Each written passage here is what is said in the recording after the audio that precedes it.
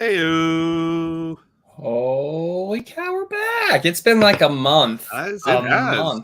Since I heard that song, and I missed you guys. Oh, it's a bop, man. Gets me in You the know? mood to talk about wrestling. Wrestling. Thanks to old Beezus Taylor and the Funeral Party for the intro. It's Absolutely. a fun song. She does have a record coming out this month, which is going to be pretty cool. Her first full length, and I think on Friday the 13th, maybe people hear the first song. Oh shit! She's a spooky person. She is a spooky person. I love her for that. Yeah, me too. And I hear she just watched The Thing for the first time. She did, and it was The Thing. So how did that go? Loved it. She loved it. Right. She's like, give me practical effects, and I'm a happy person, and she's very happy. And she, of course, John Carpenter, legendary filmmaker. She loved the score. She's been really, really into horror scores lately, and they really actually one of the few that he didn't do. I think he did one or two pieces for it, but that was actually, it does sound like him, but it's Ennio Morricone. Well, it's great. Oh, it's so good. Yeah. Her record has a lot of drawn inspiration from horror scores too. So I think you're going to love it, Justin. I think you'll probably pick up on some of the things. I'm super excited. I am super excited about it. It's I love all things horror, especially this time of year. She wrote a gosh dang waltz about the Evil Dead. You heard the early version of it, but now it's been produced and everything. It's very nice. But anyway, I'm your Speedy of Daddy Cool. Let's go down to it looks like J-Town Down. He's got a new name. Okay, so full disclosure, when I logged in, it was still, my name was still Bitch McConnell, which I guess is where we must have left off with it last time. When he froze up. Well, I don't want it to be that. Which is, I mean, nothing wrong with old bitch, but Dusty Rhodes no more. Yeah, I just thought I would change it up. So this was the first thing that popped into my head. I'll, it'll probably be different next time. I don't know. Dipping your toe in the water, just dipping it. Yeah, just experimenting. Getting out of my comfort zone a little. At this age, middle age, it's the right time to start experimenting. Maybe J-Town Down is the first big indicator of my midlife crisis. I hope so. I hope you go into that would probably be the toy collecting. Lots of streetwear, like you dress like a real young man, like you're basically that Steve Buscemi meme. Yeah, the fellow kids. Yes, that'd be wonderful. I'd be into that. Yeah. And way down yonder, because he's on the bottom, California Kyle, how you doing? I'm hanging in there. It's been a migraine of a weekend, but we're getting through. A literal migraine for you. Yeah, it's how you feel? It's dark and brooding for the spooky season. How are you feeling? I feel okay. Yeah. A little pressure right here. Yeah. But I'm hanging in there. It's nice to talk to y'all, not be in my own head. Glad you're doing better. Thinking I'm dying or whatever. I might be dying. We're all dying in some way. I mean, every second we're one step closer to that endless darkness. Yeah. Yeah, this is a good October episode, guys. Yeah. Spooky one. Fucking death. Oh man. Fucking death. Yeah, so do you feel a little bit better after Fastlane? We'll just jump right into it. Fastlane right last night. Did you watch it all? Yeah, I caught, honestly, I watched very end of Shinsuke Nakamura and Rollins, and then I caught the rest of the pay-per-view through the recap they showed at the end. Yeah. I did watch. I've been catching up on wrestling. I got a little behind. Work has been crazy, and so I got a little behind. And me too. Yeah, so I did watch Fastlane live. I did finally watch Wrestle Dream, and I got to know from you what you felt about the Zack Ryder and Bryan Danielson match. Zack Zack Ryder. Oh, sorry, Zack Ryder. Jesus, Zack Sabre Jr. Well, Eddie, woo, you know it. He almost killed a woman this week, but that's a different story. Mac Cardona? Zack Ryder almost killed somebody. But how did you feel about Bryan Danielson and Zack Sabre Jr.? It was phenomenal. I mean, I don't know what I can say about it that hasn't already been said. I really enjoyed it. And I think this is going to be the kickoff to a hell of a year of matches. We're getting ready to see as Bryanson sort of does his farewell tour. Yeah, it sounds like from what I've heard, like this could very well be his last year. He even talked about that in his promo. But like they might keep him around as like an attraction, AEW that is, which that's better for his body and that keeps Bryan Danielson doing things for years to come. Awesome. Like give me 3 matches a year. I'd be down with that. I'd be okay with that. But that match with Zack Sabre Jr. was something I haven't seen in pro wrestling in forever. I don't know if I've ever seen anything quite like that ever, though. That was incredible. Yeah, no, it really was. It was something different and something that I think will be talked about for a long time. And I think one of the reasons it stood out too is like AEW does have a problem with wrestlers doing too many of the same things. Like you'll see a spot multiple times in a show. You didn't see any of that. I don't think anybody else is capable of what they did, but you didn't see any of that anywhere else. I think a little less parody is probably better. What'd you think of the rest of that card, and what'd you think of Fastlane? I thought the rest of Wrestle Dream was good. I've watched so much in the last 2 or 3 days trying to like catch up because there's just been a lot lately. Mm-hmm. That honestly, like a lot of those matches, a lot of the Wrestle Dream matches are blending together in my memory. Well, how about the big thing? Thing? Obviously not Danielson and Zack Sabre. How about the big thing then? How about the debut of Adam Copeland? The debut of Edge is, of course, the other one, and the main event. I liked the main event a lot. I'm very excited about the Christian and Edge stuff, or Adam Copeland. What did he call it on Collision? Which I watched this morning. See, I've been watching a lot of. I haven't watched it yet. They called it the Copacution. It's not the Education. They called it the Copacutioner. He did copyright adorable. Cope apparently. He what? He did copyright Cope for use in wrestling and stuff, which people are in fact saying Cope a lot lately. So I think that's become a part of the vernacular and the slang from the kids. So maybe he can make it work. I did like Kenny's little joke when they came face to face on Dynamite. He's like, "You really had me on the edge of my seat the other night." It's fine. I mean, I think WWE, it's basically more or less kind of like Cody. I don't know that Edge is as over as Cody is or was at the time, but like it's basically the same thing. They let the copyright lapse on Rated R Superstar, which is kind of crazy, and they didn't have exclusive rights for the Alter Bridge song, so it's basically the same package that you got over there. Man, Alter Bridge is really the forbidden door right now. Like you got the Judgment Day. It's the bridge from the Forbidden Door to. They are the bridge. Yeah. I can't. I mean, they must just be breaking it in right now. Because they only did that because they're friends with Edge. And I mean money. I'm sure money had something. The money part too. And they're both great tunes. I get pumped when I hear either of them. It's kind of a bop. Yeah. I'll say I would never actively go on Apple Music and search out Alter Bridge and play it. Mm-hmm.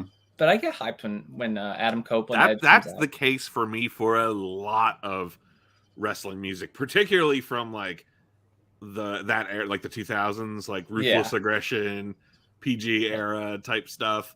Like it's not music I would actively seek out, but as wrestling themes, like if it's playing on like SmackDown versus Raw 2007 menu, I'm like, fuck yeah.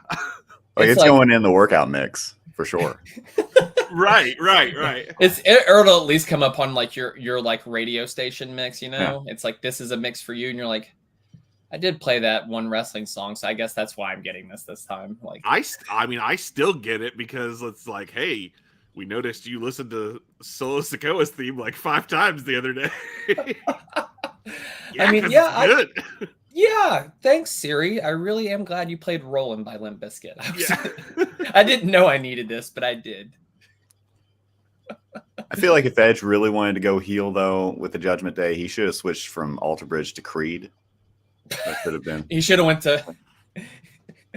he should have done even worse than that. You know what I mean? Judgment I'm saying like I don't know what the discography of Day Creed today versus what it was in the Edge days is just wild. It's wild.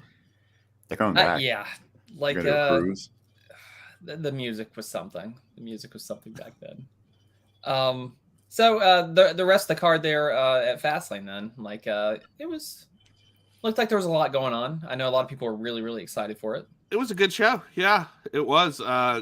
Cody and Jay winning the tag titles was surprising. Very surprising. Yeah, I'm interested to see where that goes. I'm interested Rhea in the going to whole threaten Cody them Jay like she did Dom? Do what? Is Rhea going to threaten them to get the titles back like she did Dom for the North American title? Well, I imagine so. They've been teasing a lot of internal drama within the Judgment Day. My guess is going to be eventually in the near future we get to Damian Priest is out and then JD McDonough's in or something along those lines. I feel like they've got bigger. I feel like they want to move Damian Priest up the card. Yeah, it's kind of feels like he obviously has Money in the Bank, so they put him in that. It feels like from the little bit I've watched that like he doesn't. It's like he's not Mr. Money in the Bank. Like there's been a lot of times he could have probably like logically should have cashed it in. I know. I think Rhea didn't she stop him kind of last night or something? She did. She did because he was selling the knee injury from the match, and yeah, so she stopped him.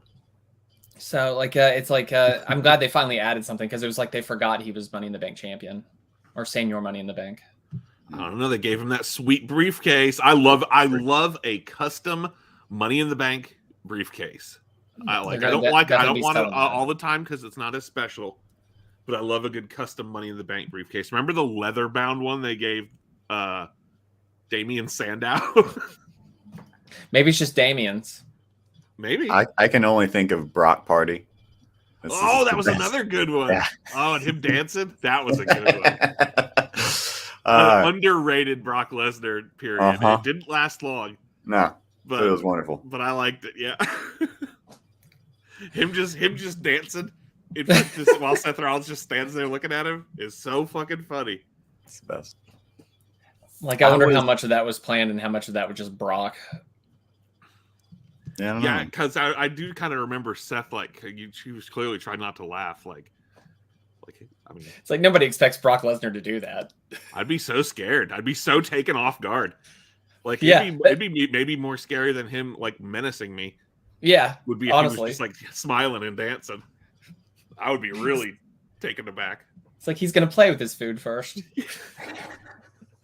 How about you, Kyle? How'd you like Fastlane?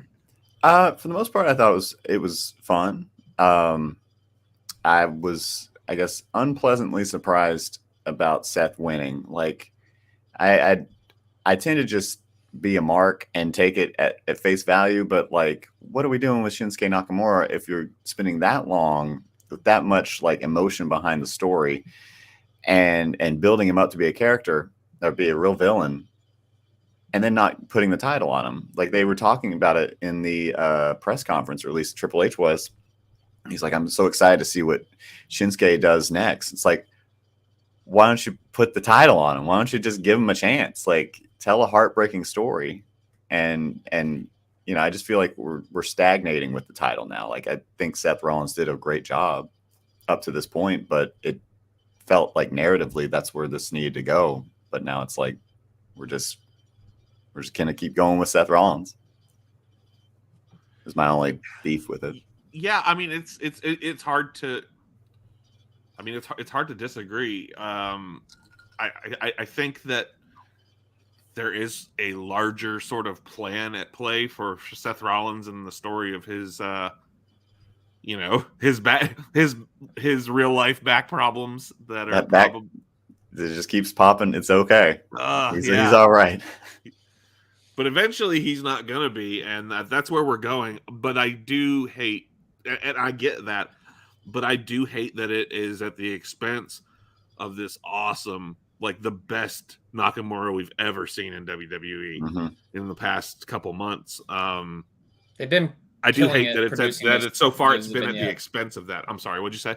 I said they've been killing it with those vignettes too. Like they really found a way to present him to like I think a wider audience. That really played to Shinsuke Nakamura's strengths too. That's what I was watching it with my wife the other night, and you know she doesn't watch regularly. She sees it occasionally with me, and you know even she put down her phone and pay attention, and I was telling her, I was just like, it's so cool how we're finally, all it took was letting him speak his native language to like get through all of that weird, bizarre charisma that he has. That's like so unique to him, but something of that is lost, I think, when you're trying to get him to stand in a ring and cut an English promo. Yeah, it's different intonations. It's different. It is totally. But letting him speak his own language and those vignettes, I think, have been the best thing they've ever done with him. Certainly the most interested. You know, I've been in Nakamura since probably the NXT days. Yeah. Yeah, but I do hate that. I do. It felt like he should. It felt like he should. What I would have done really is, I would have. What was the last one? Payback, was that the last one? I think the first Nakamura Rollins match.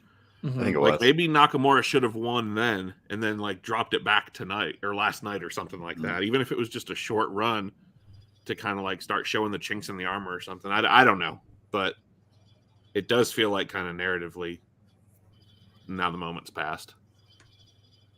Yeah, like I did like the thing that he was doing like earlier on when he got called up, when he was like pretending not to speak English. I thought that shtick was hilarious. Oh yeah, that was good. Yeah. They did some good things. And it feels like this is the second time we've seen this with Nakamura, where he got really interesting in the first, and then he was like can't win the big match. Which and I'd say the first time was when he won the Rumble and feuded with Styles. And that kind of felt like it was going to be something more than it was. And then he was just kind of back to mid-card. Yeah, I wonder what they'll do with him now. Like how they'll keep him involved. Because, I mean, realistically, he's one of the older guys. He probably only has a couple more years doing this full-time. I can't speak for him, but I don't know if he wants to go back to Japan eventually, if he wants to stay in the States, but I can't imagine he's going to be doing this for another 2 decades. Yeah, he's 43. Yeah, so it's sort of now or never, I think. Yeah, and maybe he's one of those guys that like Adam Copeland, who's now a full-time wrestler, but really AEW is not really a full-time company. They're not running house shows and stuff like that. Right. So I think some people like that kind of schedule, and you could probably see some of the older guys do that. Yeah, that's a good point. But yeah, I don't know how that'll work out for the younger guys. It feels a little bit TNA too, right? Like those guys come there to get a paycheck. The other guys struggle to get over.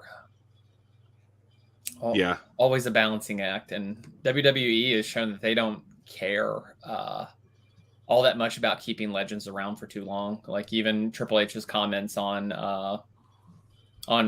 Edge leaving at the press conference yesterday, they were basically what Edge said. Like they were just like, yeah, there's always somebody looking to take that spot. So like, I really. We get into so much tribalism when we start talking about stuff like this.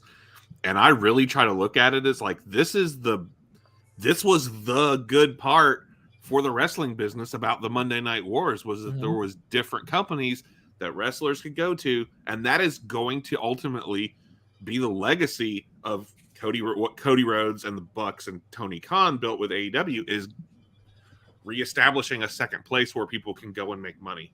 Like real money doing this. And, I just think that I lost my train of thought. I'll be totally honest with you. No, you're just establishing like another place for wrestlers to work and to do things like and I think it's been a real one-sided on who gets people like coming over. It's been a lot of AEW lately, or for the past whatever. But now we're starting to see it go the other way. And that was always so fun in the Monday Night Wars, right? It was because you really didn't know. It's like just in the past month, we've had a couple. Yeah. We've had Jade Cargill and we've had Edge now. I hope it doesn't get too one-sided. I hope AEW doesn't like lose focus on the younger talent, because like Cody, I think Cody could be one of the biggest blunders in wrestling history, like Tony letting him go. And like it's looking pretty bad at the moment. Like I don't know whatever the issue was between the two, but I think that'll always kind of like, as long as it doesn't get addressed, it'll always become like a bigger kind of thing. Like, and I'm sure we'll find out one day what the issue is that caused him to leave. It may have been. It honestly might have been. I mean, Cody has come right out and said CM Punk. It wasn't CM Punk, but also he admittedly loves to lie. So who knows? That's my favorite Bryan Danielson quote ever. Oh, Cody taught me how fun. Cody Rhodes taught him how fun lying is. Here's a thought for y'all. Does it feel like when you see people go from one company to the other, do they have that gravitas or that tinge, that logo on them, association with them for a while? Like, it seems, just as an example, it seems like Adam Copeland, whatever you want to call him, that he just feels like WWE, and that feels like such a get for them. Well, that's where he's almost always been. You know, yeah. Like, I've never seen him anywhere else. Yeah, I just mean I feel like a lot of times they'll get, you know, like the ingredients get absorbed into the broth, whereas this is now like, this is adding to the soup of, you know, like Adam Copeland is going to make it a completely different dish. Whereas like Jade Cargill, she just feels like WWE immediately. And you got to think too, like those are two people that are in completely different points in their career. You've got one who's in the twilight, who has basically said, "This is it. I'm winding it down." Yeah, he's in AEW because he wants to end his career with Christian, and he wants these dream matches. And he wants these dream matches before he's done. So that's, you know, and Jade has her entire career ahead of her at this point. And she's looking to be a superstar. Like, she's not looking just to be a wrestler. Like, she's thinking about the things outside of wrestling. Correct. And if you've got a choice between the two companies, which company is going to have better contacts? Obviously, WWE. If that's something Tony really wanting to go, yeah. That's something Tony really needs to work on. He needs to find some liaisons to get his brand out there in different ways. Like the only person that was doing that in AEW was Cody. Well, I was gonna say it was Cody and Brandy, I think, mainly, wasn't it? Yeah, they saw the bigger picture of it, and I think Tony's being a little myopic there. Well, even with the production issues that they keep running into, like 4 years in, I'm a stickler on that stuff. Like, it really bothers me too. Yeah, watching All In and watching them having to like scrub, like rewind for an instant replay and like not getting it right and then just cutting it off. It's like, dude, you have all the money. You have this huge crowd. This should not be an issue at all. It's something that should have been like, I can forgive it in the first year or two. Yeah. Even you're learning how to do it. But like, yeah, we're several years in at this point and it has not gotten better.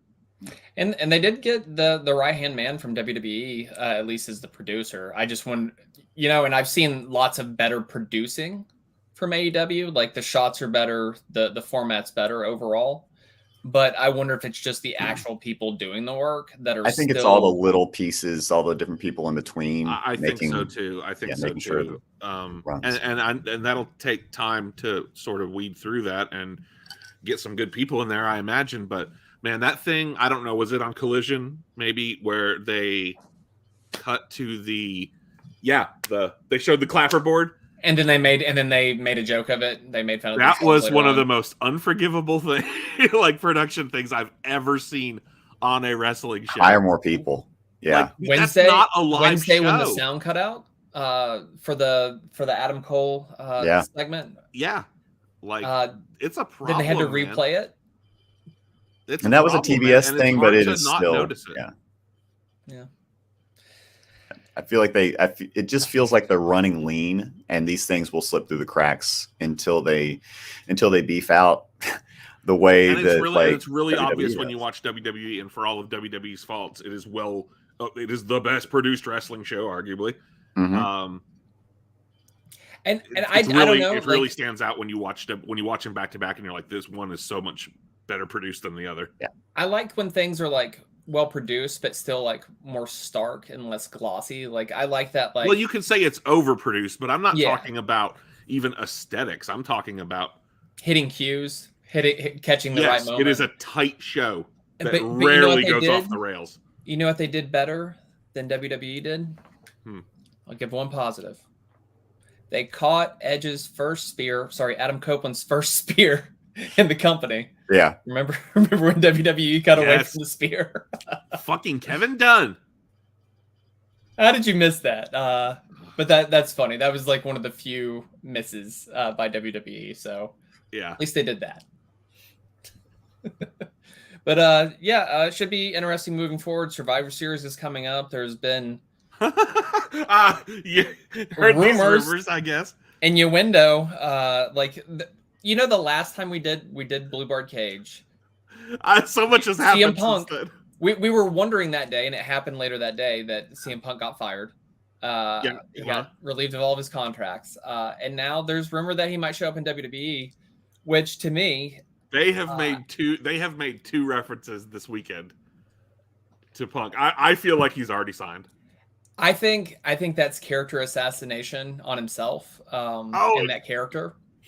I think that makes him look like that. He's already. There is no character to assassinate anymore. But you know what I mean? Like that was the last fucking thing that could have happened. He's such a fraud. He's such a fraud. He's a fraud and a hypocrite, and it's the funniest fucking thing in the world that he's gonna go back and work for Triple H. Like, I can't wait for all the AI generated pictures of him licking Vince's boots. Can't wait for it. Like, Jesus Christ. Like, Yeah, I'm starting to turn around on the CM Punk guy. I don't know. I'm not so sure about him anymore. Cal's like, I really like, that he's leaning into being just the biggest slime ball in the history No, of wrestling. like I wish I had been there for the last podcast. I had thoughts on it, but yeah, it's like, damn, you just can't. How old are you? What happened? Where? And the thing, they gotta know too. I mean, WWE ain't gonna put up with half the shit that Tony Khan put up with. Did you hear what the one wrestler told? I don't know if it was Fightful or Meltzer, but it was like, yeah, and he's like, he's not going to be able to pull his shit here. He's like, because anybody here would just beat his ass into the ground or whatever. Right. I'd love to see him try to pull that shit with Chad Gable and then just get choked the fuck out. Yeah. Oh God, yeah. I don't know. Eddie Guerrero trying to square up with Angle in the back and just immediately getting taken down. God rest his heart. I honestly, I'm more of an AEW fan these days than WWE, but I think I'm more excited for what Adam Copeland can do in AEW and those matches he could have than I was for what CM Punk could do there or what he could do in WWE. I don't know that I'm interested. I've lost my enthusiasm for CM Punk. I have too. I'm excited because it's the funniest fucking thing. It's the funniest way to me that this could have ended. Yeah. Is him crawling back to WWE after all these years. On the second chance. When back in 2019, Fox begged WWE to sign him and they would pay for it and they still said no because they didn't want to fucking deal with him. He's still coming back. Yeah. And all the shit that he's talked about them during promos and then not in promos about how nothing they went has to changed court there. over a fucking podcast. Yeah. And then that same guy that was his best friend on the podcast was at the other wrestling organization and somehow caused a complete breakdown of his comeback by just existing. There was a morbid curiosity. This time he came in, they made Collision, and that was totally not just to keep a safe space for him or something. and then He he was always then he gonna get it. went and fucked it up again. I think he Like got fired on purpose. almost immediately. He got fired on purpose. Let's be honest. Maybe. Oh, I think I don't think he wanted to be there at all. Like, if he had balls, if he had guts, if he wanted to actually do the things he said he wanted to do, and he stood for the things he said he stood for, he would go to Impact or he would go to NWA, and he would lift them up and actually put a company on his shoulders. He would help them pop a rating and or get a decent TV deal in NWA's case, or help people watch Impact. He could elevate wrestlers there, and he could actually have full. Yeah, but the control fact over is, something. it's never about that. It's with Punk. It's It's about the money about for him. Punk. Yeah, it's all about him and the money. I have to pee, so I'm gonna go do that. All right. All right. Honor your bladder. Honor your bladder. Kyle and I'm I also will, jealous we will because wrap I this was up, and then we will talk about the horror, when horror and wrestling collide. Be back in a minute. All right. should have commercials ready for this situation. I'm also jealous because I was wanting to pee too. Jesus, you can't leave me here by myself. That would be awful. No, I got seltzer water. It always anyway. We don't have seltzer water. You got the yeah, bubbles in baby. your water? I got a Soda Stream. Oh gosh, I can't do that bubbly water. It's good. It's I good. can't, I make my own little Sprites with a lemon wedge and a lime wedge and a little stevia. Oh, That's so California. Eddie, it's delicious. You can make a ton of it. It also gives me a headache. So everything I do these days gives me a headache. You know, maybe you need to get an MRI. This is I don't want to think about that. This is something I didn't get to mention, but I felt it worthy because of my love of Queen. And Chris Mitchell may have some issues with this, but I just, if you praise Adam Lambert, I'm gonna have issues with it. No. Watching All In at Wembley Stadium, there has never been a rock band less deserving of Wembley Stadium than Fozzy. Fozzy. Oh, and they sounded awful. They sounded bad, and I wouldn't have cared Surprise. had Chris Jericho not tried to do that thing, the tried to do his best Freddie Mercury impression. I know Freddie Mercury. You, sir, know Freddie Mercury. I've been really enjoying this, even though I haven't been able to contribute for a minute now. Because I got to pee now. I'll be right Good back. Lord. We're doing bathroom breaks in the middle of a show. What is this? What is this? Hey, man, when you got to go, you got to go. I'm 38 years old, man. Are you already breaking down? I'm already breaking down, dude. I'm already having to pee like 50 times a day. I've already lost control of this. I'm already in a diaper. Here. He's the one that lifts the show up, you know. Who? The weatherman. That's true. He is missed. He's in Pittsburgh right now. He's eating fries on his salad, I guess. Oh, okay. Nice. That's I don't know if you know about Pittsburgh. They put fries on everything there. I don't know much about Pittsburgh. I've never been there. The Dark Knight Rises was filmed in part there. Oh, yes. Okay. They got that. And they put fries on everything. That's where Kurt Angle's from. I know that. What? That's where Kurt Angle's from. I know that. And Britt Baker. And Britt Baker. I don't know of any other famous wrestlers. That's where they have sex scandals, horrible pedophile sex scandals at their college. Oh, Ben Roethlisberger too, you know. Well, yeah, that too. Nightclubs were unsafe in the Pittsburgh area for years, thanks to Ben Roethlisberger. Don't get cornered in the bathroom. Ugh. We really do need we need some commercials. I'm gonna have to talk to our sponsors, Magnets and such. Hey y'all, it's Rodney St. George, the owner and proprietor of Magnets and such. I'm gonna do an impromptu commercial right here in the middle of this here podcast while Kyle's draining his lizard. Come on down for all your paper and lettuce supplies. And grab your hot dog, grab you some popcorn. We got all kinds of fun stuff down here. Grab your Coke. Just come on and grab your Coke. And we'll see you down here for the big spooky October Halloween Fall Festival we're doing. Okay, y'all, this is Ronnie St. George saying, come on down to Magnets and Such and let us sell you some paper. And let us. The lettuce part always gets me.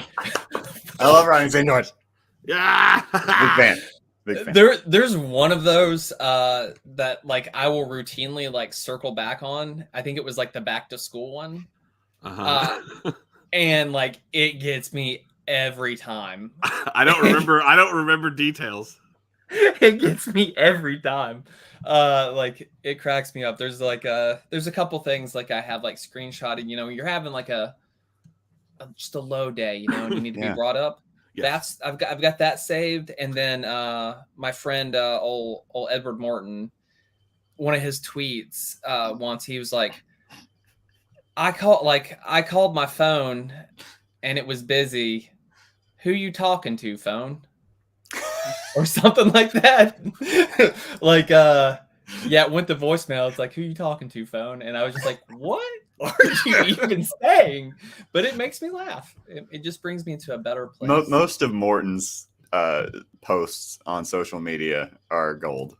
Dude, go back and find, I think it's El joy. Morto 28 on Twitter.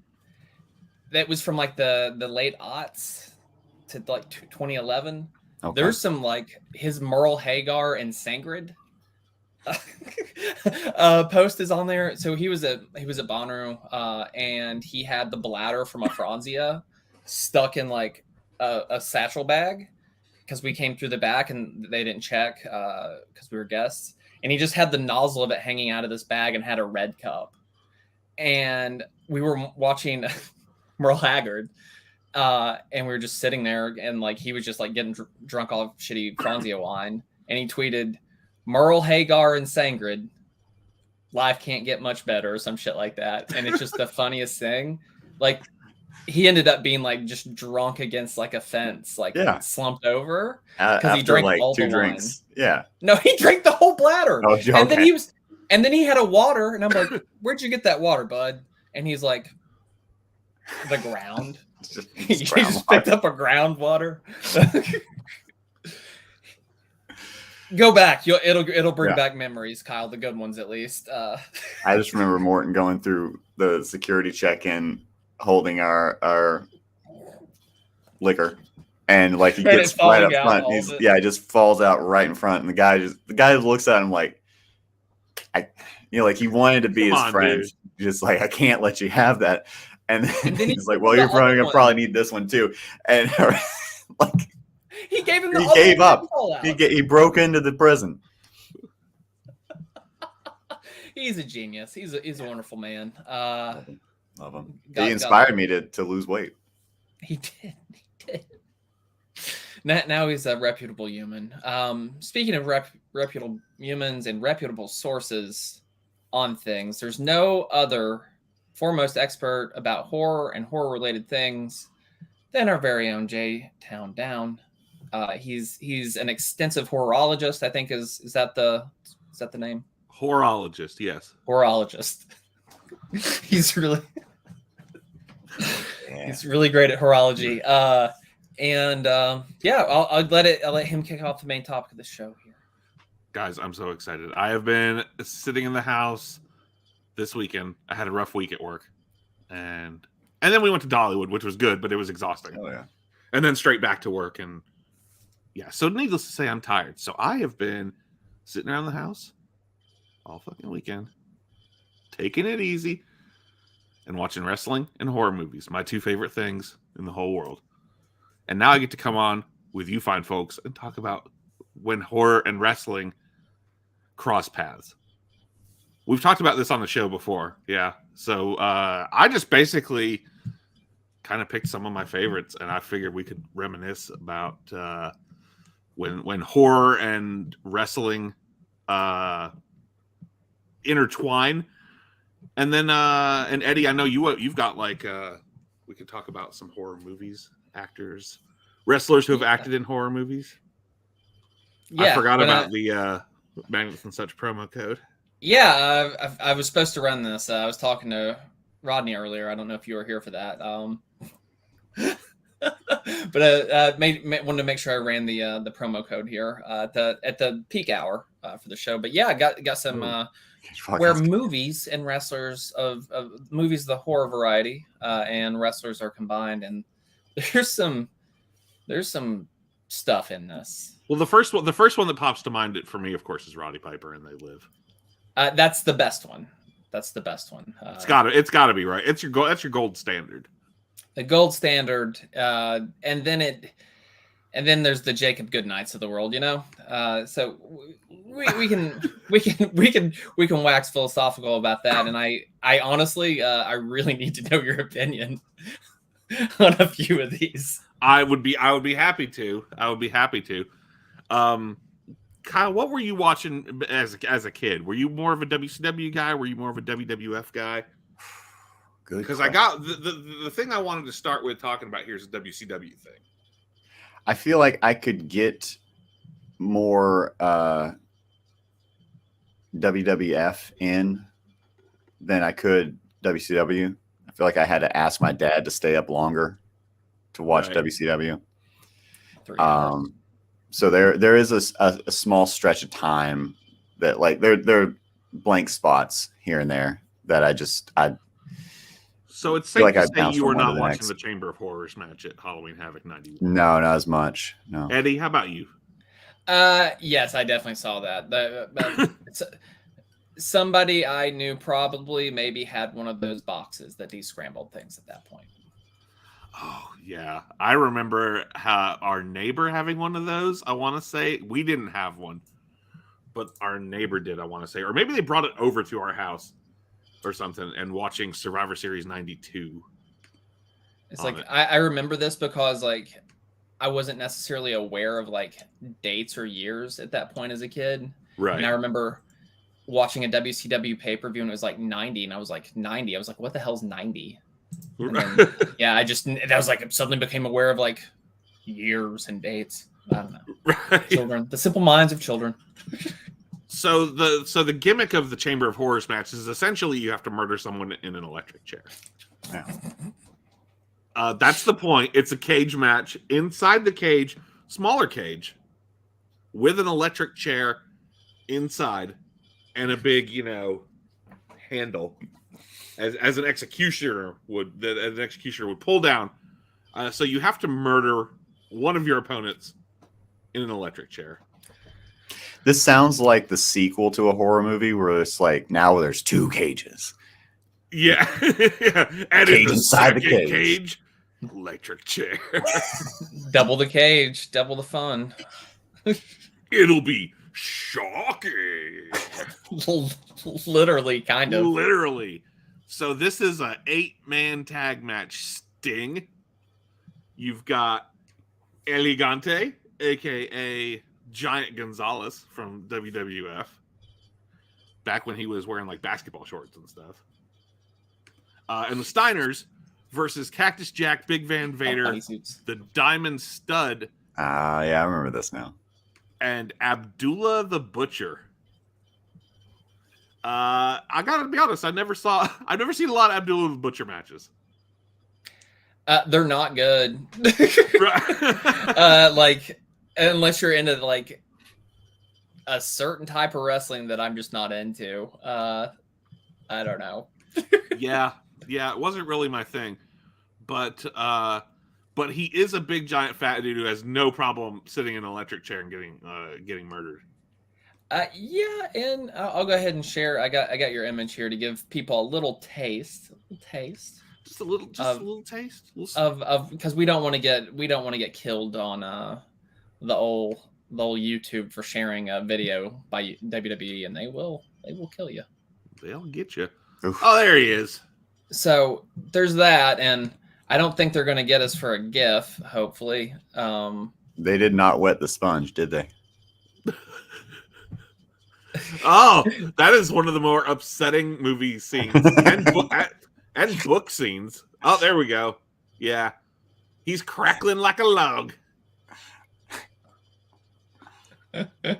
So yeah, that's what you get there. What? There's also the great bit where where I think it's Mick Foley, Cactus Jack, pulls the lever or something, and it just kind of falls. and then they have to pick it back up. So just very, very fake looking. And yeah, him being electrocuted is like pyro that goes off around the ring, and he's murdered, he's dead, and that's it. That's it. He's dead. He's dead and buried.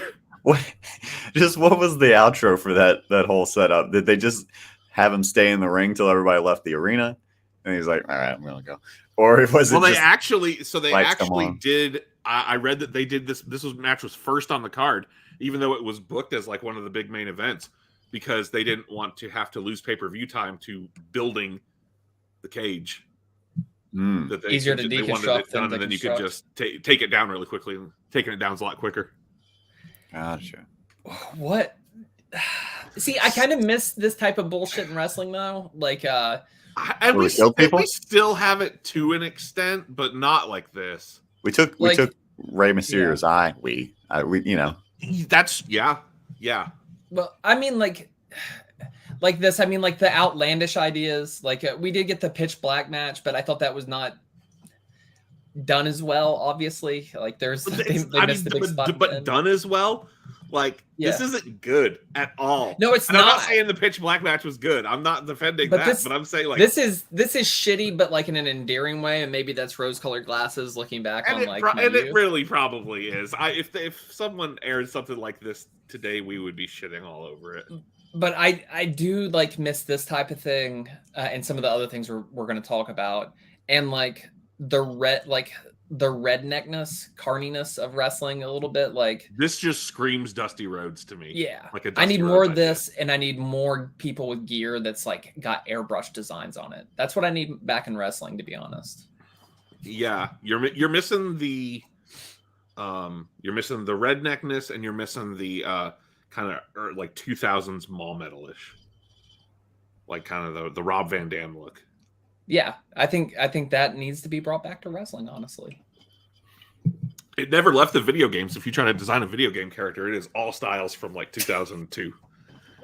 I need like seriously, like guys that are about to wrestle, like go design what you look like in WWE 2K and be more redneck. That's what I'm asking for. Yeah.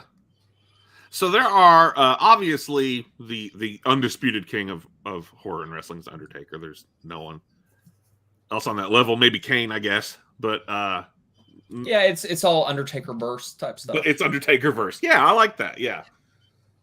So he's so I mean, we could obviously talk. I just wanted to know what some of your favorite supernatural, like the real Undertaker-y supernatural spooky stuff. Like, what are some of your favorite moments? Because I have a couple down here.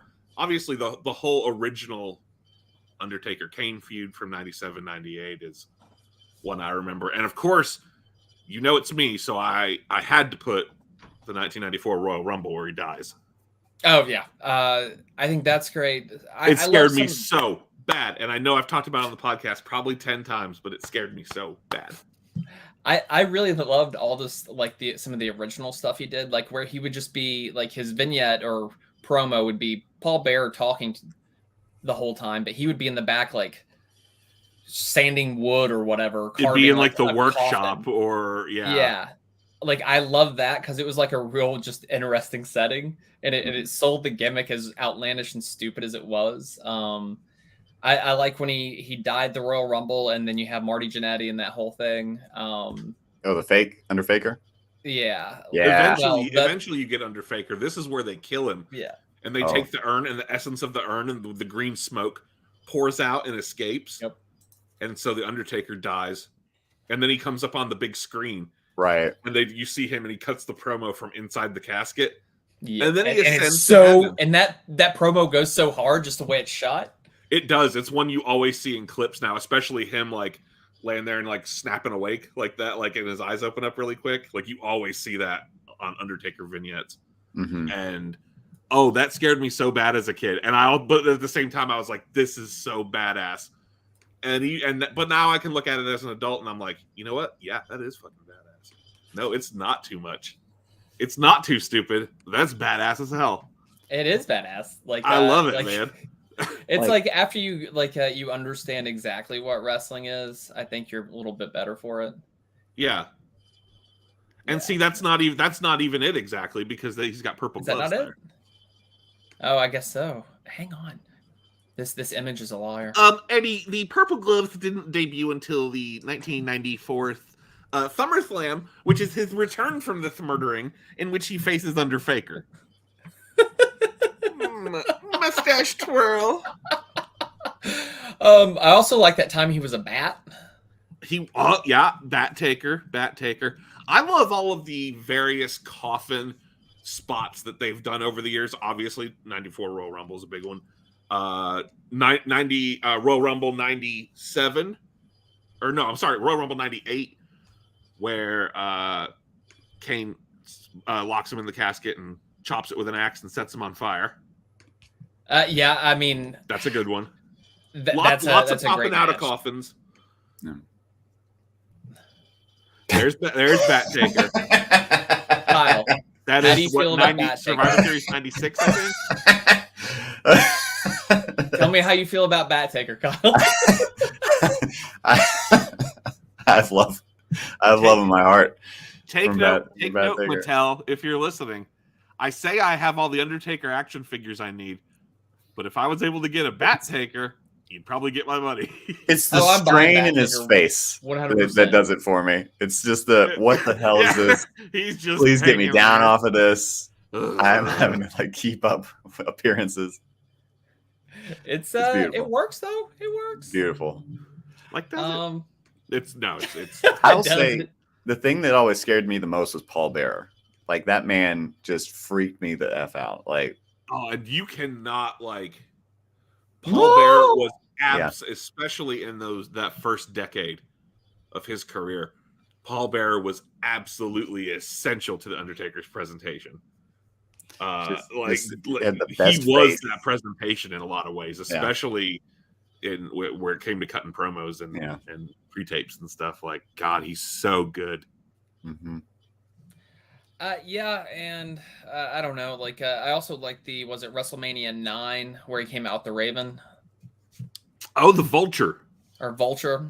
Yeah, Like, one of the I thought worst that was matches I cool. think in WrestleMania history, but a Cool super intro. badass Undertaker entrance.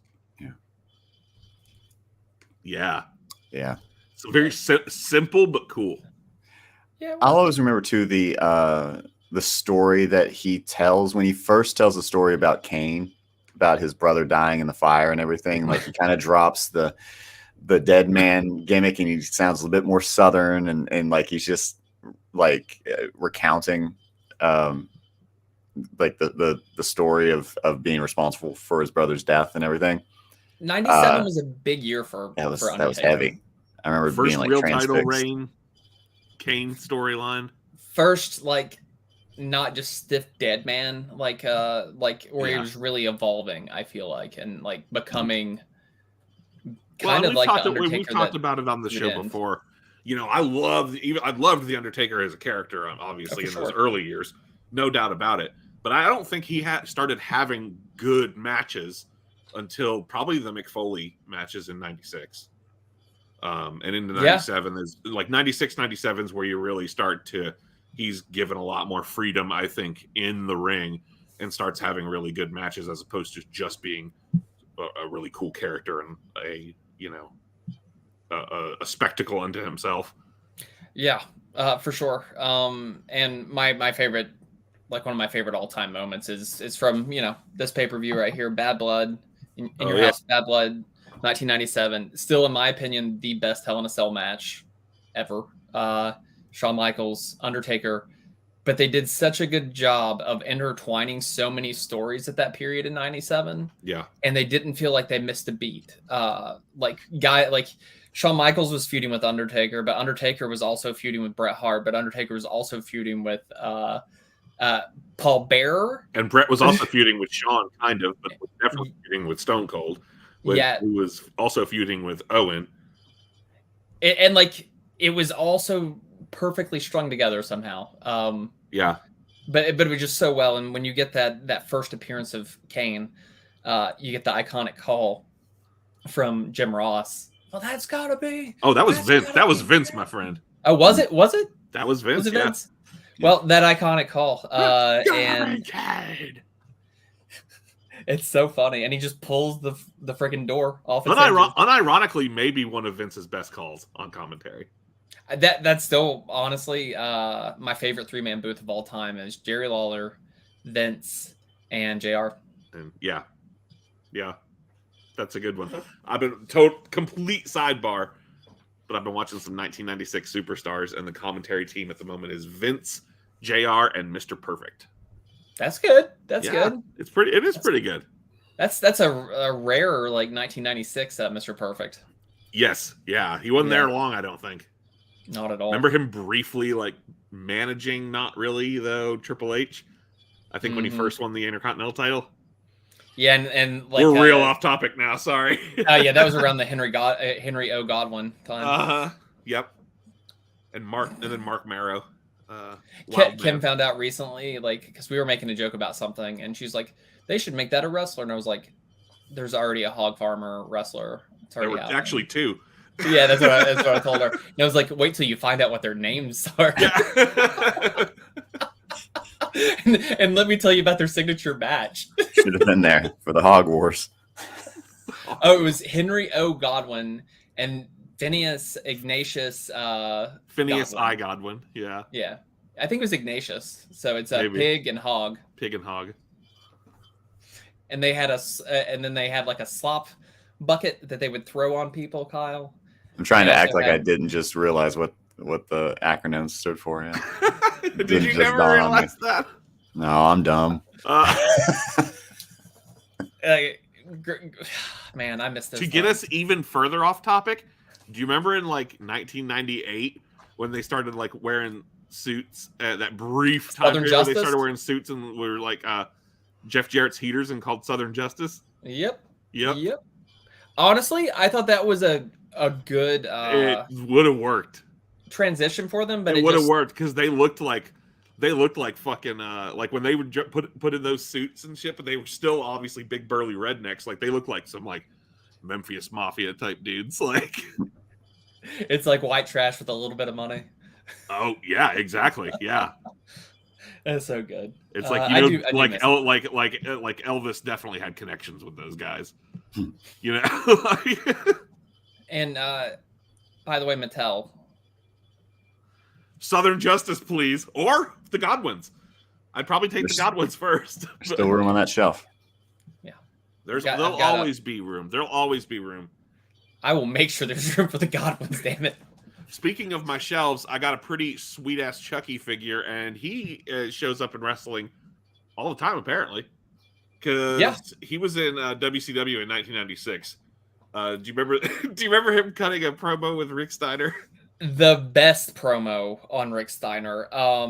And honestly, one of the funniest things I've ever seen in wrestling. Even then, I was just like, I was a WWF mark, so like it just cracked me up how bad it was. But I also loved Chucky, so I kind of loved it at the same time. Yeah, and this is Bride. So this is to promote Bride of Chucky. So this is that era Chucky. It's very 1998. There he is, and Rick Steiner, who is a charisma vacuum when they have to unless he's barking and running around. I think you've got this shirt too, or this action figure rather. I do. Yeah, I do. Yeah. You should put those together. Yeah, it's yes. I'm doing it right as soon as we're done here. Holy shit! How did I not think of that? Justin's like, I am gonna play with my toys. I am gonna play with toys later. So yeah, this is bad. Yeah, this is hilarious and awkward. Rick Steiner challenges him to get in the ring at one point. Now, how do you think that would have gone in WWF? How do you think this segment would have gone in WWF? Because I feel like Vince McMahon, knowing his sense of humor, they would have gone that route, and it would have been like a little person in like a Chucky costume with a rubber mask. 100% that would have happened. Who comes out and like gets caned by Steve Blackman or something. He would have brought Max Mini back, or the guy that played Mini Mankind, right? And slapped him in a Chucky costume. Now Chucky is currently he shows up for NXT the last couple. Does he? Yeah, he's been Halloween Havoc the last 2 years in NXT. So it hasn't been advertised for this year, but I don't know that we've. I don't think know. that's Cody's big announcement. So we got Chucky Chucky's back. We got the Chucky invitation. Well, and it's Brad Dourif, and it's cross promotion with the Chucky TV show. So it is Chucky. It's not like, so it's the real Chuckster. Hanging out with like Braun Breaker and all them in NXT. I love it. Yeah, I was trying to find a picture of he's just sitting on the Undertaker's them bike. in NXT, but I'm not really seeing it. Yeah, he I believe God, wrestling has such a long history of these weird movie tie-ins too, like RoboCop. Obviously, Texas we're gonna Chainsaw Massacre. Texas Chainsaw Massacre we had this year. Wild, and that wasn't the first time you've seen Texas Chainsaw Massacre in wrestling either. No, it's actually not. There he is, and they brought back Spin the Wheel, Make the Deal with Chucky. So long-haired hippie version of Chucky here. Get a haircut, hippie. Get a real job. Good guys don't have long hair. He's kind of got a Karen haircut a little bit. Yeah, like give him some bangs and like he'll be like a ginger Kate Gosling. That's a good reference. It just kills your business with Yelp reviews. That's the name, Chucky. That's the horror he brings to your life. Yeah. Jesus. But yeah, Chucky in wrestling is funny. I mean, even the Child's Play movies are they're hammy. Like they're not scary. I hope nobody. Okay, so here's a quick review. First one, great. Second one, pretty damn good. Third one, okay. Bride, pretty good in a very 1998 sort of way. Seed, the worst one. Curse, very good. And Cult, pretty good. So there you go. How do you like the TV show? I haven't watched. I've only watched the first season, which I really really liked. But I haven't watched. I think the third season's going on right now, so I have a little catching up to do. I know Liv Morgan was in an episode in the second season and gets killed. Mm-hmm. Yeah, Liv. So. Lucky her. I know, right? And lucky Chucky. And it's kind of funny. Like all the interactions he's had with wrestlers, I don't think that they've ever had like a actual physical confrontation until that. Yeah, no, probably not. Which, unlike in Memphis, where you just have full-on matches, if you'll recall, at least this is authorized. At least this is actually Chucky, right? And I stressed that point earlier because this is actually Brad Dourif, the actor who does the voice of Chucky in the movies, both in WCW back in '98 and the new NXT stuff.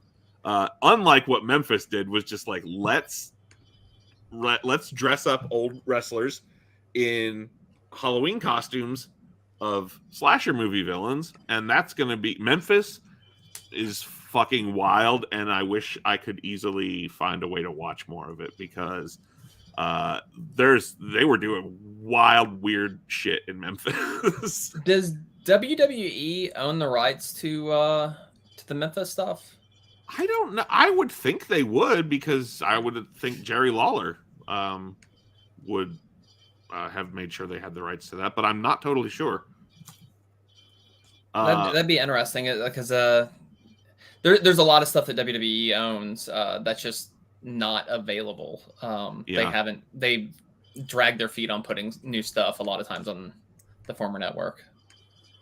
But the Memphis stuff started with Nightmare Freddy, which is a guy literally in a Freddy Krueger mask. Nightmare Freddy, and then didn't they just spell Freddy Krueger wrong too, like a different? I don't think they called him Freddy Krueger, but maybe they did just call him Freddy Krueger eventually, because I think he started out as Nightmare Freddy, and then eventually they were just like, yeah, we know it's Freddy. There he is, a man in a Freddy Krueger mask and a knife glove. Yeah.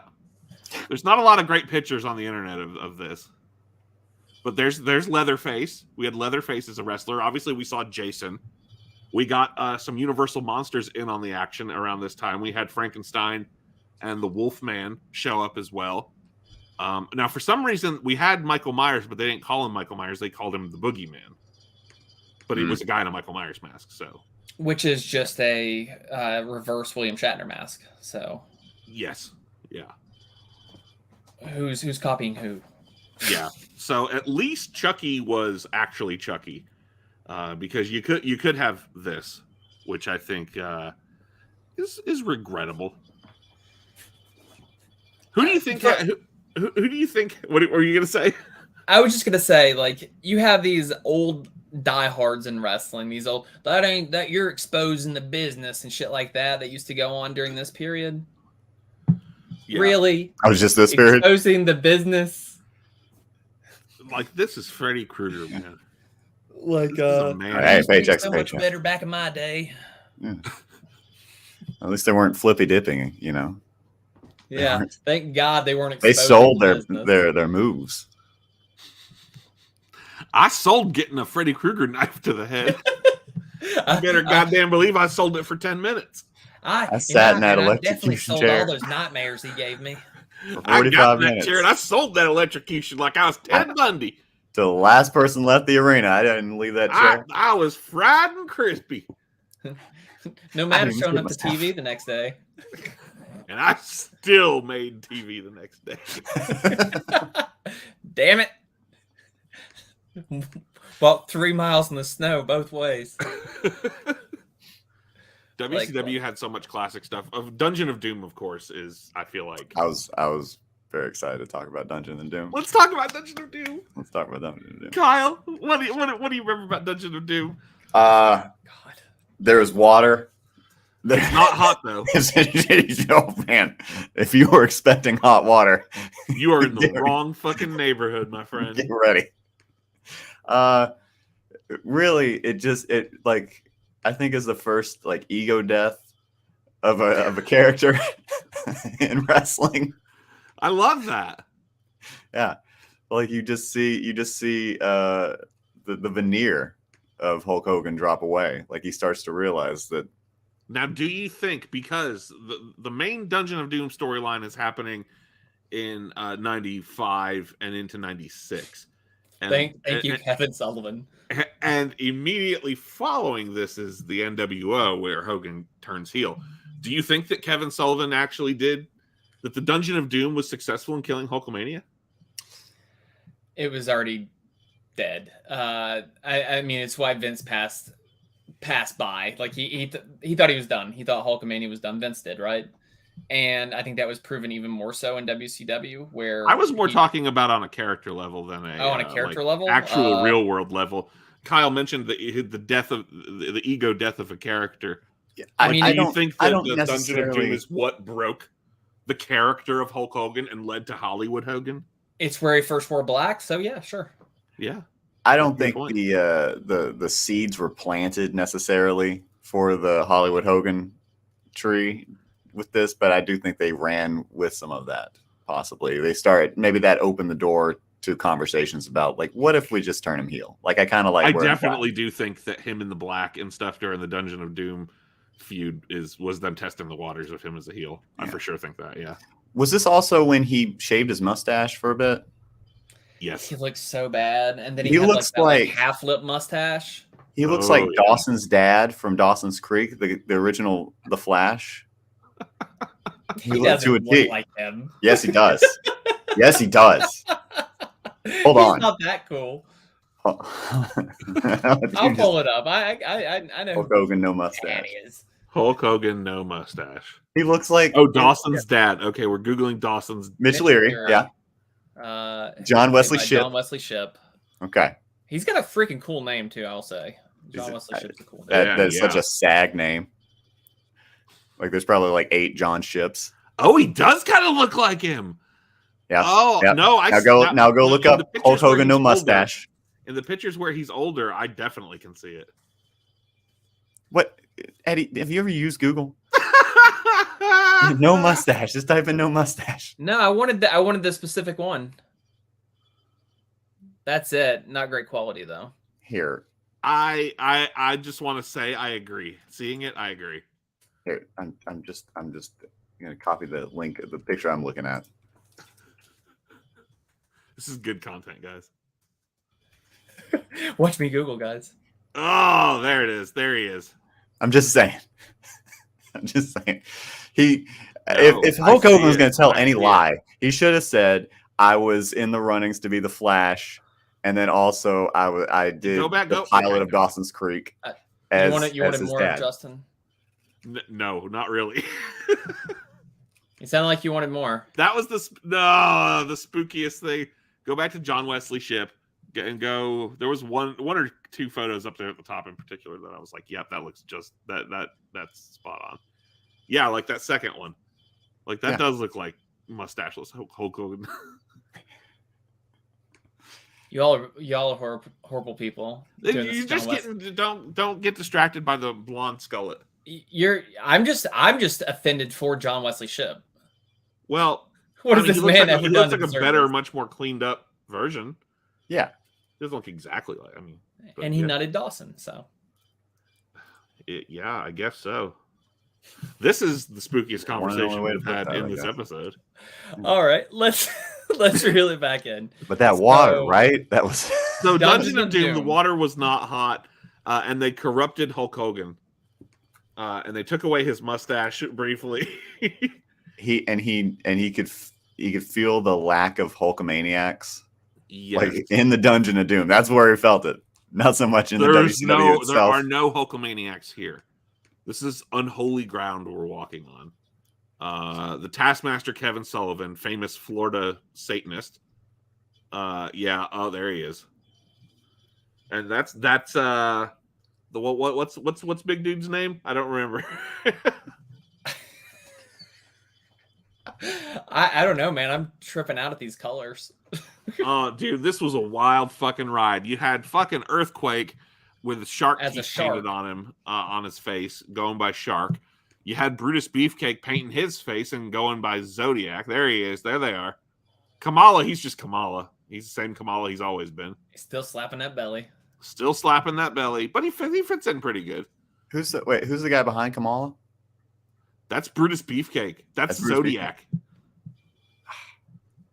Don't So- worry. Don't worry. I know you were about to ask. Yes, I do have a Zodiac action figure. Well, no, I'm jealous. I just didn't have this one in my wrestler face paint. It's one of Ed Tier list. Leslie's. I think we did. It's Did one we? of Ed Leslie's 25 different gimmicks he's had Okay. over the course of his career. This one, the gimmick was that he had his face painted black and white striped and wore black and white striped tights and only said yes and no. It's a good gimmick. And- Solid. I mean, he never had a good wrestling gimmick. I'm going to say that. All of his wrestling gimmicks were stupid. I want to argue, but I'm finding it hard to come up with anything to disprove you. The only reason that Brutus the Barber Beefcake is memorable is because of Sean and Marty. I do wonder how many. I would think it was because he was Hogan's best friend. Well, that's the only reason he got on TV over and over. I kind of wonder how many times we see this very stone wall in every shot of the Dungeon of Doom. Like they couldn't have had more than two.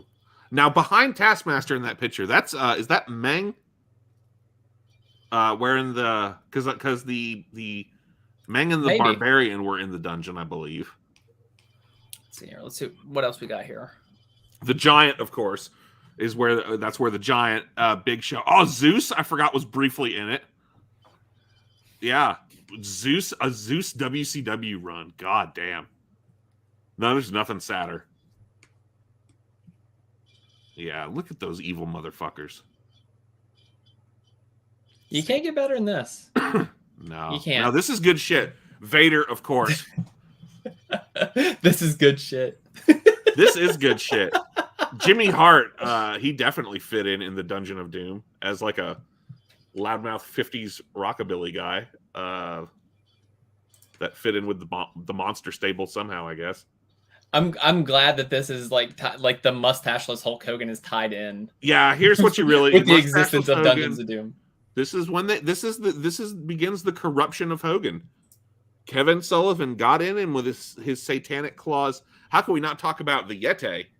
Yeah, and you know what? I got something about that. I got to see the original Yeti costume. Did you? At Starcast, like in 2019 when it was in Baltimore before Full Gear. I can't believe that's still around, that those wrappings have been preserved. Yeah, supposedly the original. Then again, old Shockmaster Tugboat tried to tell me that the helmet that he had with him was the original Shockmaster helmet, and he let me like hold it and stuff. It totally wasn't. It was a modern toy that he had painted again. It was a lie. All wrestlers he are didn't liars. know who he was fucking dealing with. He was a liar, man. He was just trying to make that buck, get pictures with people dressed as the fucking Shockmaster. Whatever, man. If I could get people to give me money for tripping and falling on my ass 35 years ago, I'd do it too. He made some money off that. The Yeti is the peak of the Dungeon of Doom, right? Halloween Havoc 95. That's you get. There's monster trucks. You get the giant being pushed off the top of the building, somehow surviving, and then winning the world title in his first match. And then you get the debut of the Yeti, who's not a Yeti, he's a Mame. Which made no sense. Like it makes no sense. Where were they going? Then with the giant and the Yeti proceeded to like fucking hump Hulk Hogan, like just humped him in the middle of the ring. Let me see if I can find that. Let me see if I can find that. Oh, let's see it. And you saw the shroud of the Yeti? The shroud of the Yeti? Did you pray before the shroud of Yeti? Okay, now.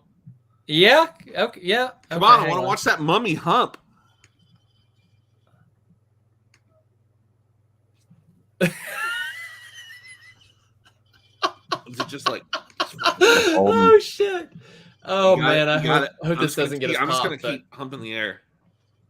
There you go. Yeah. Oh wow. Yep. Oh, so much. Oh. You got him. You got him. Would you rather no get attacked by a real mummy and like torn apart, or would you rather like have a real mummy attack you and just hump you? Like, what would be worse? I mean, I'd probably take a humping, I guess. You got to live with that shame. Well, there's no shame about that. Shame. What's a little more? I didn't do anything to deserve it. Isn't that Big John Studd's son playing Yeti? Big Reese or whatever his name was. He was going by there for a while. I know he had one son that was wrestling in the Northern Virginia area for a while. I don't know if that was a different son, but maybe. Yeah, because he had a son who was in WCW around this time, and I want to say that was him. But Ron Reese. I will look that up as we move on. Yeti. Yeah, it is. Ron Reese played the Yeti, who was Big John Studd's son. Nice. There you go. But definitely like the end of an age of a type of wrestling. Like this was like some made-for-TV hokey bullshit that looked hokey at the time. It's kind of hilarious now. I think this is like Dark Shadows level stuff we're yeah. getting into here. It's got nowadays like, we have classier things like Leatherface showing up in AEW and WWE having a match where Miz and Morrison get literally eaten by zombies. Yeah, that. We have the audiences are much more sophisticated today. Way more. Yeah. One of the innovations of the Thunderdome. What? It was one of the innovations of the Thunderdome. We figured out the LED panel situation. We also got zombies. Oh, I am fascinated in retrospect with all of the strange things that wrestling companies had to figure out in the pandemic and all these weird matches and stories and segments we got from it from every company. The hockey glass, I still am a fan of. I think that was great. If you don't have that many people and you can just like bang on some plexiglass that is also like keeping people safe, that's a pretty good move. Maybe AEW should do that right now. With who? Their crowd. They have very sparse crowds. Collision looked pretty bad yesterday. It was like 80% empty. No. Oh no. Yeah, it's pretty bad. See how it goes. Just a little timeout real quick. I know we've had a lot of asides, but somebody just sent me a picture from the Jaguars game. Chances this is just Tony Khan. What the fuck is that? I don't know. What man dressed as a Jaguar at the Jaguars game. Is that King from Tekken?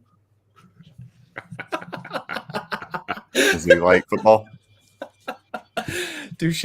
All right, Justin. What we got here? Well, I think I'll finish up with like what I would say would be the most memorable modern horror we've seen in wrestling, which is Bray Wyatt and everything he did. What were some of your alls? What do you, of the Bray Wyatt eras and gimmicks? You know, you had NXT and OG like Wyatt family Swamp Leader. You had Eater of Worlds. You had Deleters of Worlds with Matt Hardy. You had of course Firefly Funhouse and the Fiend and all that good stuff. And then you had the Uncle Howdy stuff briefly, or not briefly in his last year. But what did you all like, and what were some of your least favorites? Definitely my favorite was the original, like with the chair, the culty swamp guy. Yeah, or like a better Waylon Mercy. Like if Waylon Mercy had better execution, it could have been that. He was so good at it. The song is one of the all-time best modern WWE songs ever. I used for an intro. It just has a cool feel to it. The whole presentation of that character was killer. That being said, my favorite moment was the John Cena match at WrestleMania. It was so well done. And seeing John Cena in that context was really, really cool. It allowed you to take a peek at things that you'll never get to actually see with John Cena, which is kind of cool. And I liked how Bray Wyatt, you could tell he had his hands all over that, really took things through his own lens and like brought them to screen. It was really, really cool. I think in retrospect, I would say that's going to be looked at as maybe like the peak of like the peak of his creativity in WWE really was that match. And he's very creative. Yeah. I loved the original OG Swamp Cult Leader Wyatt family as well. Do you remember the vignettes that they were doing in NXT? And then and there were some that they were only like posting online that were like, remember like going through the house and like it was like a camera crew looking for the Wyatt compound, and it was just like, it felt like you were watching like the beginning, like the first 20 minutes of a Texas Chainsaw Massacre movie, you know? Yeah, and I think if they could have stayed true to that character that had like super long legs in it, he could have quote unquote been like the next Undertaker, in as much as he filled that like kind of spooky role in a way. I think they kind of took the legs out from under that character for whatever reason, but like it was so well done, so well executed, and just the way he talks. Nobody cuts a promo like that. Yeah, when I really got back into wrestling, like Punk and the Pipe Bomb and everything was sort of the impetus for me to start paying a little more attention. But the things that got me to really stick around and over the next year or two, that really like was like, okay, I'm back in, I'm a fan. Where things were like the Wyatt family, were the Shield, and Daniel Bryan, of course. But I mean that Swamp Cult Leader gimmick was just one of the coolest things. Like when he first started doing that, especially, like that was I was super into it. And the Firefly Funhouse stuff, I too, for how, you know, and of course Wyatt's strength was never his in-ring stuff. It was the creative stuff and he wasn't the bad story in-ring. and the characters and he was fine. Yeah, right. But but yeah, I think that, so you get there's a lot of low points with Firefly Funhouse. I'm thinking of him losing to Goldberg and the Hell in the Cell match and all that, but Not like, of man, his. when that story and that character hit highs, and when it hit, it really was something. Like when they really debuted that and building that world and the Fiend character, and I even liked a lot of the stuff in the earlier parts of the second Randy Orton feud. When doing I even like the Firefly stuff they did with the White Rabbit. They were leading into something that never came to fruition, I guess, fully. Yes. Yeah. That was like really, really good marketing on WWE's side and creativity on his side to like somehow come together and take the strengths of both. And like, well, and it was such a good idea too, that you could just, it was so simple. And you don't even, and it could be free. You don't need to pay rights to have the music on your TV show. Play it in the arena, because people are recording on their phones, and it'll be online whether you put it on the TV show or not. Like, that's brilliant, Yeah, that's how you build intrigue in a like in the industry that's lost intrigue and lost a bit of surprises. Because it all comes out, it all gets leaked for the most part. It's going to happen. Let me ask you guys this. So obviously we've talked about the Undertaker. That's King of the Hill as far as supernatural wrestling characters go, and I don't think it's an exaggeration to say like a modern version of that is Bray Wyatt, or was Bray Wyatt. Do you see anyone coming up or anything that you think can kind of, now because we've lost Bray, do you think that there is like a successor to that kind of like spooky wrestling man in any company, and who could take it to that kind of level and be so good at it without it being a joke? I don't know of anybody currently. I mean, one of the only spooky wrestlers I think going on right now is Abaddon, and WWE or AEW doesn't use her at all. Like, she's got the whole look down. Wrestling, she was working on it last I saw her. That is an untapped landscape, though. Like, you could be a spooky woman wrestler. Like, if they brought Alexa Bliss back to continue the Wyatt story once she has her baby and everything, like, that would be a lot of fun. I think she could really kill it, but it would still be probably derivative of Bray's story, which doesn't necessarily feel as good, I guess.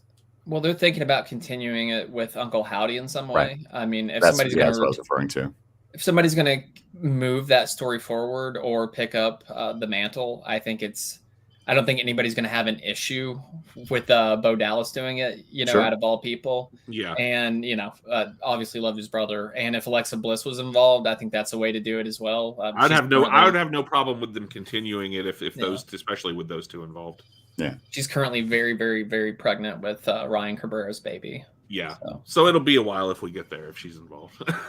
Yeah, for sure. But like, I mean, maybe both. If anything, like that character has been like a slow play too, a slow burn. So yeah, I would like to see Bo Dallas get his just desserts, because I thought that original character his was hilarious. I thought it. Let me tell you, NXT heel Bo Dallas was some brilliant shit. He was so good and so funny, and it was even the early stuff when he got called up to the main roster, when it became more of like a motivational speaker type thing, I dug a little bit, but it didn't go anywhere really big. Heck, he even got over the B team, and it was so good. They became tag champions, and then they had those awful like white T-shirts that they had drawn on that people wanted. And then they actually made one. Yep, and people spent money on it. Screen print of a shitty Sharpie shirt. If you can get stuff like that over, I think that shows something. So I don't know what's on the horizon, to be honest, as far as like a gimmick like that. I mean, House of Black is spooky shit. Julia. I do like Julia Hart and how they're presenting her. Speaking of spooky women, dude, the way they present her has been great. The way she's developed as a wrestler has been really, really cool. That song, it's good. And I don't know if you've noticed, but like she's done the spit deal that turned her from like the cheerleader gimmick over to the spooky version of herself. she spit in Sky Blue's face and Willow Nightingale, and they're both like it's starting to spread to them, the sickness. I like that. I like So- that. I like that. I don't know what they're doing I love there. the gimmick with Malachi when he came in of the eye, and Like a it's slow like spread. every week it would be worse. Yeah. Yeah.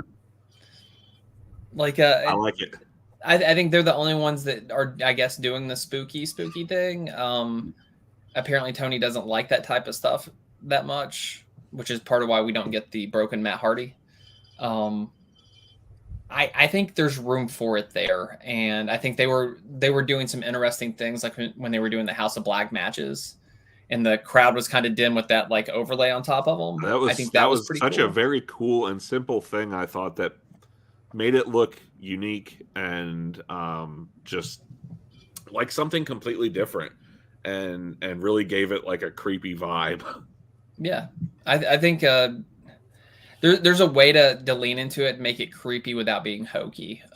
There definitely is. There definitely is. Like you don't have to. It doesn't have to be a slasher movie or, you know, a zombie or something. It can, Yeah. you know, it can be more subtle. And that vignette they had or package they had with Julia Hart before the Chris Statlander match at Wrestle Dream with the masks hanging in the tree and then like she's laying in the field with them all around her. Yeah. I thought that was really, really good. And then she lost. Hopefully that's not the end of her push for now, because I think people were. And I think behind her. they've got some. She went off to get married or something. Yeah, she's getting married to Lee Johnson. Yeah. Oh, that's right. Good Yeah. for him. Happy Good couple. for him. Love. He'll be on that roster for a minute just because of her, at least.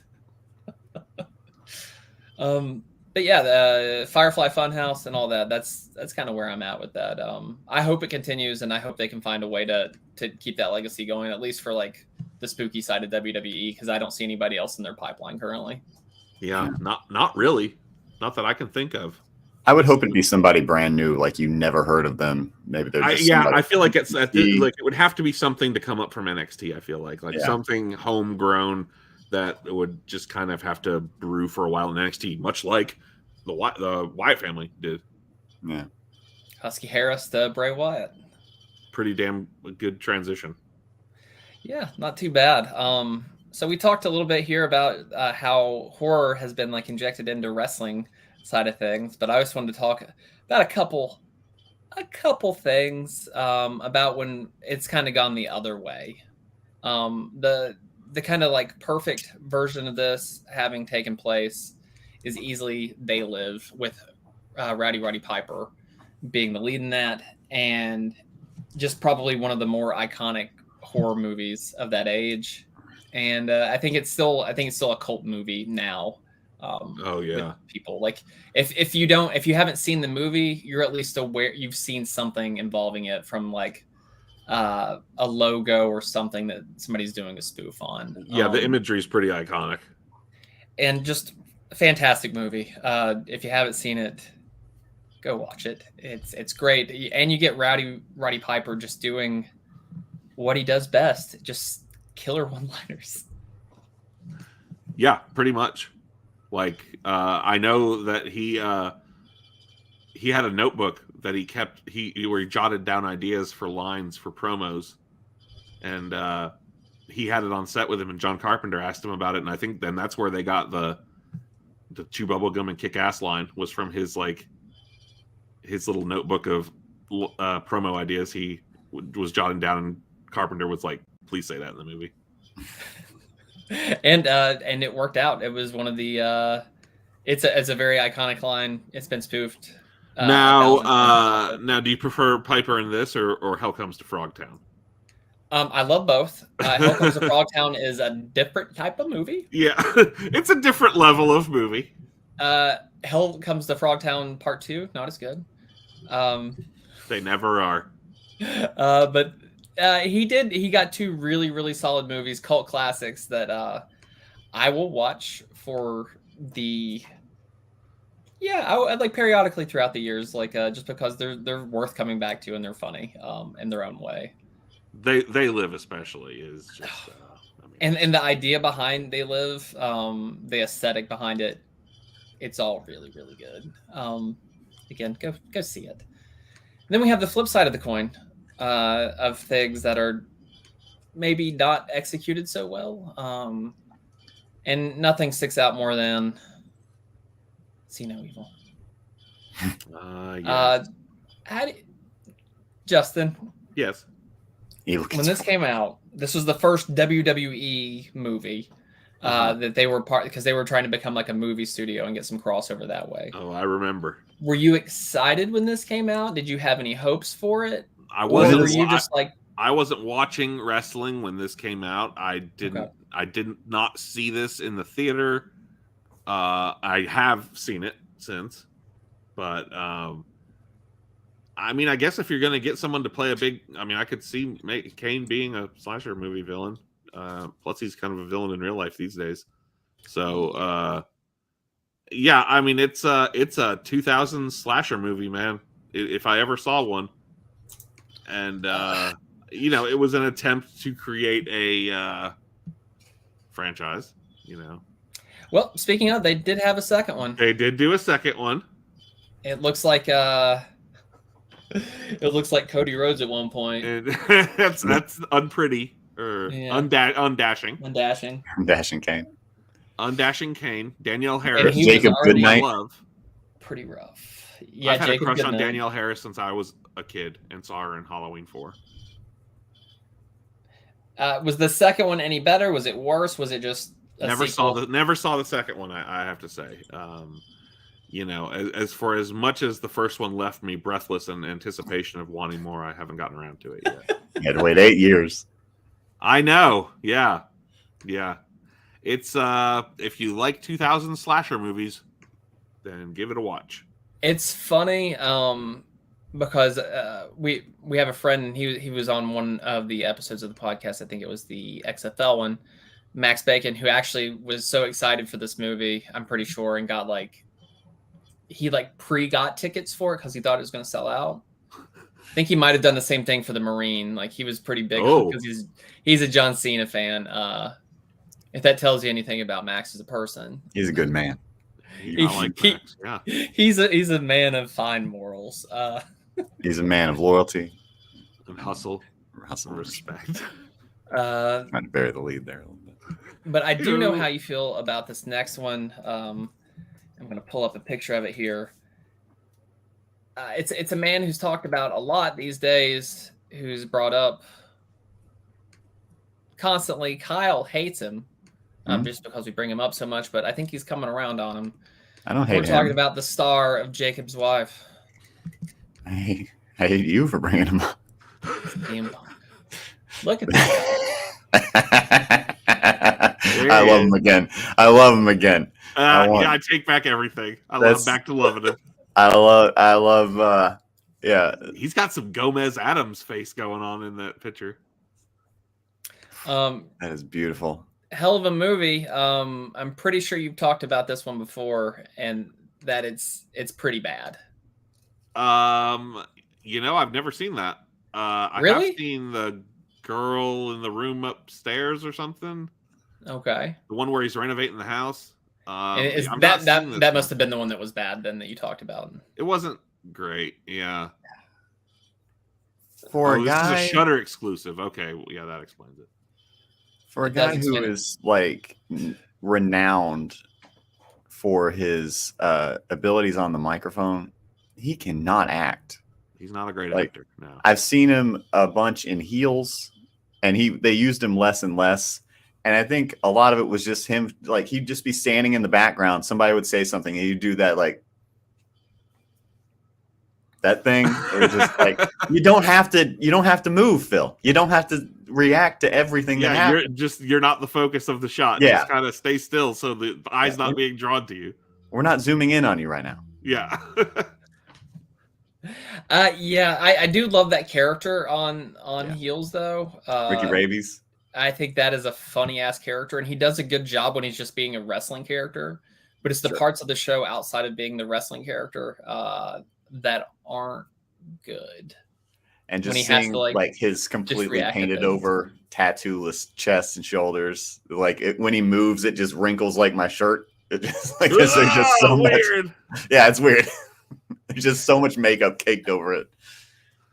Ugh. And then we've got another one here, and this some good actors in this movie. There's Carl Urban, and there's a guy here that we'll talk about, and he's one of the guys right before he got big. Let me pop it into another tab here. It's Michael Mazan, maybe the biggest name to ever come out of wrestling as far as actors go, and that's The Rock in one of his earlier movies. The Rundown, based on a video game, Doom. Oh, the Doom. I saw this movie in the theaters because I liked to go see movies at the time, not because I was a huge Rock fan, but I was a wrestling fan. It wasn't good. Was it better than Resident Evil? No. It also was as good as the Resident Evil movies, which I would say are about the same quality. I really appreciated the fact that they went first person in this movie for a little bit. They had a first person mode. They did it better than Hardcore Henry, if you've ever seen that abomination of a movie. That one will make you sick. I had free pre-screeners to that, and I've never almost walked out of a movie before until I saw Hardcore Henry. It was just awful. It was like watching somebody playing a video game. You dragged us to see The Tourist. Yeah, it was worse than that. I didn't drag you. It was free. It was the backup movie. But it is still We're going to go see True Grit. Instead, we saw The Tourist. We got bait and switch. Was True Grit even out the same year as The Tourist? Yes. It's not, this is how I remember it. True Grit came out in 2010. The Tourist, it might be right. Yeah. So you're supposed to get some True Grit. And you didn't. Maybe that was it. I don't know. Not a good movie, though. Parker Henry was okay. Anyway, yeah, Doom. Yeah. Doom, not good. One of the misses of The Rock's early career. I think that and like Walking Tall weren't very good. The Rundown was better than Walking Tall. But Rundown was better than all those. Yeah. Yeah. For whatever reason, it was pretty good. Yeah. No, that one was pretty good. Justin, what's your favorite movie other than They Live of a wrestler in a horror movie? Are there is there any other ones that stand out? Anything that I missed? Oh gosh, I'm trying to think. Do we count Suburban Commando? Because that's got Undertaker in it as well. And he does act very Undertaker. He's basically a zombie. He's basically playing the Undertaker. Yeah. Didn't Bray Wyatt film a horror film? I remember hearing something about that, or I don't know if it was maybe just written or something. I don't know, but I've not heard anything about it obviously in a while. Yeah. So I don't know how far along that project got. Nacho Libre, maybe. Nacho Libre. That was pretty horrific. How about Devil's Rejects, starring, almost missed this one, Diamond Dallas Page. Yeah. Are you a fan of that? One of the better Rob Zombie movies. Okay. Yeah, for sure. Maybe the best Rob Zombie movie. I've only made it through one of them, and Rob Zombie. Yeah, I didn't. It was I watched his Halloween remake. I would say the two best ones are Devil's Rejects and Lords of Salem. Those are my favorites. Okay. He's got some real stinkers too. It's never the biggest fan of him in general. No. Yeah. But I'm glad we did this. Glad we did a little wrap up. Maybe we'll do just like we'll zoom in next time. We do an October spooky thing next year. We'll zoom in on one of these and we'll just really take a deep dive into it. We'll make sure it's a stinker. Dungeon of Doom, buddy. Yeah. We're going to go show by show. We'll do an segment by segment. Omnibus, the horror of Dungeon of Doom. But later this month, Justin, it's going to be honestly the last week because I'm going to be out of town on vacation starting next Friday. But we're going to do the campfire episode. So we'll all be sitting around a campfire. Ooh. End of the month. Wait to get toasty Eating around the fire. Eating some marshmallows. Eating some s'mores. Definitely going to bring some s'mores, yeah. Man, throwing some dust on that fire. Make some spirits happen, some sage. I don't know. It'll be crazy. Yeah, submitted for the approval of the Midnight Express Society. It's going to be exciting. I'm going to figure out how to make now that people can see us, to figure out how to make a campfire work. Are you implying we haven't actually been sitting around a campfire and all these other episodes? We can do this. We'll figure it out. I think. I'm just gonna bring a metal trash can next to my computer desk right here and start a fire in it. That's what we have to do. We all have to actually start fires in our homes. It'll be fine. Don't worry about it. It'll be fine. Just black out your curtains. We can do this. 7 blocks of row homes burned down in Baltimore. And he tries to start campfire. All captured on podcast. Why does it smell like a bunch of plastic just burning? Just a big glob of very expensive plastic. Shit. Well, anything else for the good of the order, J-Town Down? How you feeling about the name? Are you keeping it maybe? I'm going to sleep on it. I'm going to see how I feel. Okay. And I may change it. I may keep it for a while. I don't know. I'm going to think on it. Something that's not going to change between now and the next episode. You will be the People's Undisputed Steel Quiz Match Champion. Might have to put that up soon. Bring it. I'm ready. How about you, California Kyle? I was here. You know, I'm feeling okay. I'd like to feel better next time. I didn't think this one wasn't my best work today, but you know. But you're recovering. You're recovering. Yeah. You gave it 110 when you weren't 110. You got a broken freaking head. And all right. We're gonna get through this. Well, you know, as a junior co-host, it is your responsibility. Well, I wouldn't say responsibility, but you really should show out. You know, at this next episode, it's a chance for you to show what you've got. Some creativity. I would also like to remind you that because of your junior co-host status, you do not receive benefits. You don't. No.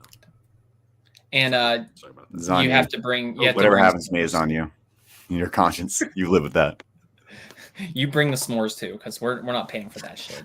It's like I was gonna send a bill for Advil to you. Here's my expense report, sir. Yeah, can I get remitted for this Excedrin migraine? It's the same thing as extra strength. Good Lord. Well, it's good to see you guys again. I look forward to seeing you at the end of the month for our wrap up of our spooky things, and then we'll get into the Thanksgiving season. That means lots and lots and lots of Survivor Series. I'm excited. One of my favorite things to do in November is just go back and watch old 80s Survivor Series. It's a tradition. It is. And I can put my gobbledygooker out. That'll be my That's going to be the centerpiece of my Thanksgiving tables, that gobbledygooker figure popping up out of the big egg. 100%. Until next time when we're almost gobbledygooking, I'm Medium Daddy Cool for your other host, J-Town Down, and California Kyle saying, remember, words have no power to impress the mind without the exquisite horror of the reality. See ya. That's tall. To contact us, search for and like us on Facebook. Follow us on Twitter and Instagram at BlueBardCage, or send us an email at bluebardcage@gmail.com.